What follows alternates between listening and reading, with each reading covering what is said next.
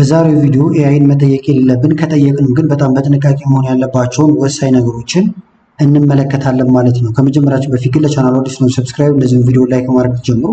ቻናሉን ትደግፋላችሁ፣ አዳዲስ ቪዲዮ መስራት ቶሎ ይደርሳችኋል። አሁን በቀጥታ ወደ ዛሬው እንሄዳለን።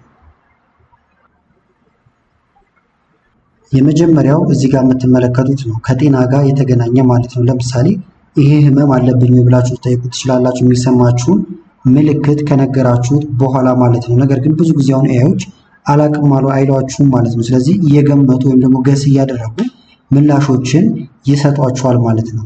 ስለዚህ እናንተ ከምነግሯቸው አንጻር ብቻ ነው እንጂ አይመለከቷችሁም፣ አይዳሰሷችሁም፣ ቴስትም አያደርጉም ማለት ነው። ስለዚህ የማይሆን መረጃ ወይም ደግሞ መልስ ሊሰጧችሁ ይችላሉ። በዚህ ጊዜ ጥንቃቄ ማድረግ አለባችሁ ማለት ነው። በተለይ ጠንከር ያሉ ህመሞች እና መድኃኒት የግዴታ መውሰድ ካለባችሁ ኤአይን አማክራችሁ መሆን የለበትም ማለት ነው። ስለዚህ ይሄኛውን ጥንቃቄ ማድረግ አለባችሁ።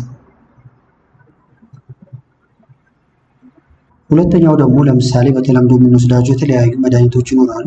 ይህንን ቀላቅዬ በወስደው ምን ችግር አለው ብላችሁ ብትጠይቁት አብዛኞቹ ይቻላል ይሏችሁ ወይም ደግሞ እንድትወስዱ ሊያበረታቷችሁ ይችላሉ ማለት ነው። ስለዚህ እዚህ ጋርም ጥንቃቄ ማድረግ አለባችሁ። የመድኃኒት ፎቶ እያስገባችሁ ሊሆን ይችላል። ይህንን ብጠቀመው በወስደው እያላችሁ እንደዚህ አይነት ነገሮችን ባትጠይቁ በጣም የተሻለ ይሆናል ማለት ነው። ወይም ደግሞ እንደ መረጃ ወስዳችሁት ነገር ግን ውሳኔ ላይ ለመድረስ ሐኪም ሊሆን ይችላል ወይም ፋርማሲስት አማክራችሁ መሆን ይኖርበታል።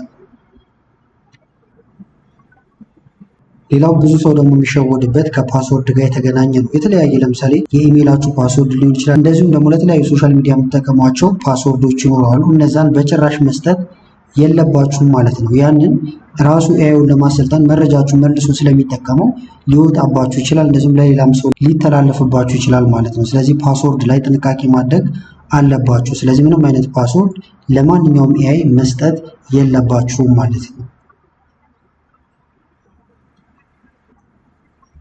ሌላው ደግሞ ለምሳሌ ከባንክ ጋር የተገናኘ ኢንፎርሜሽን ሊሆን ይችላል ወይም ደግሞ የእናንተ የግል ጉዳዮቻችሁ ሊኖር ወይም እናንተን የሚገልጹ ነገሮች አይደንቲቲያችሁን የሚገልጽ ነገር ሊኖር ይችላል ማለት ነው። ያንንም ለኤአይ ማካፈል በጭራሽ የለባችሁም ማለት ነው። ስለዚህ የባንክ ኢንፎርሜሽን እና ከአይዲ ጋር የተገናኙ ነገሮቻችሁንም ሼር ማድረግ የለባችሁም።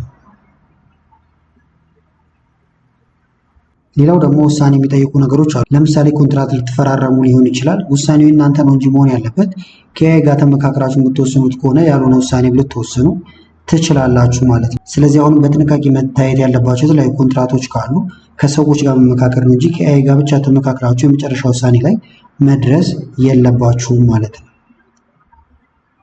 ሌላው ደግሞ ከገንዘብ ጋር በተገናኘ ወይም ደግሞ ስራዎችን ለመስራት ከኤአይ ጋር እየተመካከራችሁ መስራት ይቻላል። ነገር ግን ውሳኔ ላይ ለመድረስ በተለይ ለምሳሌ የተለያዩ ስቶኮችን ለመግዛት ሊሆን ይችላል። እንደዚህ አይነት ነገሮችን ቀጥታ ኤአይ እንዲወስንላችሁ ማድረግ የለባችሁም ማለት ነው። ምክንያቱም ያልሆነ ተስፋ ይሰጣችሁና ወይም ደግሞ ያልሆነ ውሳኔ ላይ እንድትደርሱ ሊያደርጋችሁ ስለሚችል ማለት ነው። ስለዚህ እንደዚህ አይነት ውሳኔዎችንም ሙሉ በሙሉ ለኤአይ መስጠት የለባችሁ። ሌላው ደግሞ ድብርት ውስጥ ልትገቡ ትችላላችሁ ወይም ደግሞ ከፍተኛ የሆነ ጭንቀት ውስጥ ልትገቡ ትችላላችሁ። በዚህ ጊዜ በቀጥታ ሰዎችን ማማከር ወይም ሌሎች ቦታዎች ጋር መሄድ ነው እንጂ ሙሉ ኃላፊነቱን እዚህ ጋርም ለኤአይ መስጠት የለባችሁም። ለምሳሌ የተለያዩ ጥያቄዎችን በመጠየቅ ቀለል እንዲላችሁ ማድረግ ይቻላል። ነገር ግን ከፍ ባለ ቁጥር ሙሉ በሙሉ ውይይታችሁ ከኤአይ ጋር በሆነ ቁጥር ጥሩ አዳማጭ ሆኖ ሊያዳምጣችሁ ይችላል። እናንተ የምትፈልጉትን አይነት መልስም ሊሰጣችሁ ይችላል። ነገር ግን የመጨረሻ መፍትሄ ላይ ሰጣችሁ ይችላል ማለት ነው። ስለዚህ እንደዚህ ሲሪየስ የሆኑ ጉዳዮች ሲኖሩ ከሰዎች ጋር መማከር ወይም ሌሎች ቦታዎች ጋር መሄድ ነው እንጂ ኤአይ ላይ ብቻ ጥገኛ መሆን የለባችሁም ማለት ነው እዚህ ጋር። ስለዚህ ልብ የምትሉት አሁን ኤአይ የተሰራው ለምሳሌ የተለያዩ ትምህርቶችን ለመማር ሊሆን ይችላል ወይም ደግሞ ለመዝናኛም ሊሆን ይችላል። የተለያዩ እውቀቶችን ልታገኙበት ትችላላችሁ እንዳልኳችሁ። ነገር ግን ሲሪየስ የሆኑ ጉዳዮች በተለይ ከጤና ጋር በተገናኘ ከሴፍቲ ጋር በተገናኘ ሙሉ በሙሉ አምናችሁ ዳታችሁን ማስገባት እንደዚሁም ደግሞ የሚሰጣችሁን እንዳለ መልሶች ተቀብላችሁ ራሳችሁ ላይ አፕላይ ማድረግ የለባችሁ። ቪዲዮ ከተመቻችሁ ላይክ በማድረግ አሳውቁኝ። ከላይ ስክሪን ላይ ያሉትን ቪዲዮዎች እንዲያጋበዝኳችሁ አመሰግናለሁ። በጣም ጨምሩ።